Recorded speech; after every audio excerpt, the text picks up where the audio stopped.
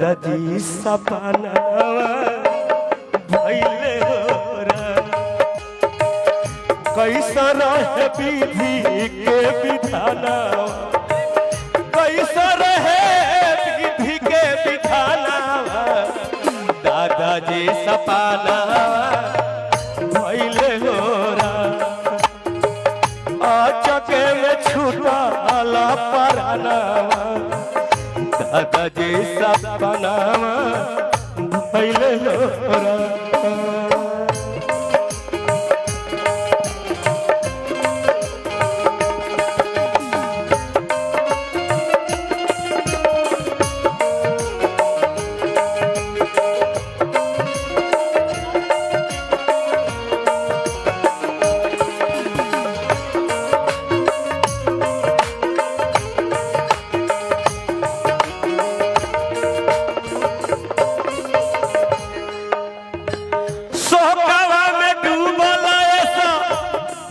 परिवार हो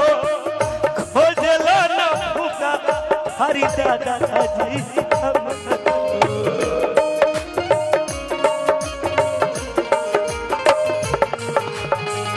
भूखा भारी कहसे भाई हमरो के हम गावे के बा हमरा के इमोशनल मत करो ठीक न काहे कि हमरो दादाजी नहीं खाई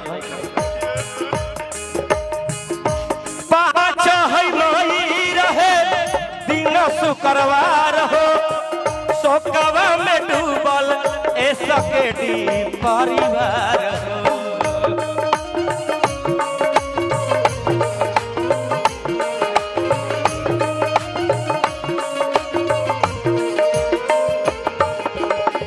भूखा भारी रोवे अरे रोवे भूखा भारी रोवेले लाला नवा भूखा भारी रोवेले लाला नवा दादाजी सपनावा भइले होरा आचके में छूटला परानावा दादाजी सपनावा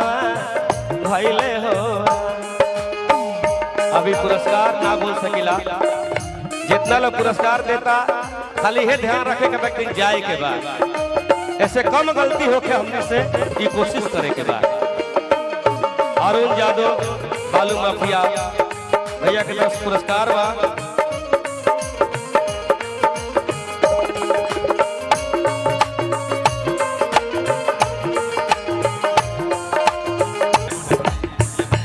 और महिला पापाई सब लोग देखी परिवार जुटल और कहे के हदर कैसे ए दादा के मांगी हमारा से सोनिया सुतला में की अब सुनाई ओ कहानियां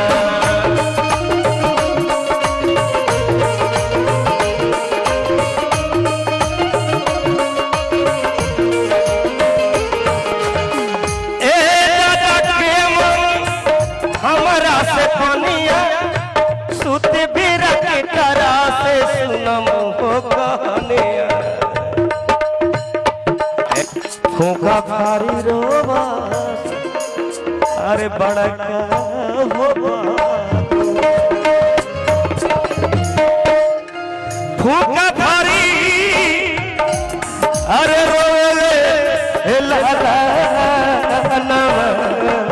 अगर आपको हमारा ये वीडियो पसंद आया हो तो इसे लाइक और शेयर जरूर करें और हाँ हमें सब्सक्राइब और फॉलो करना ना भूलें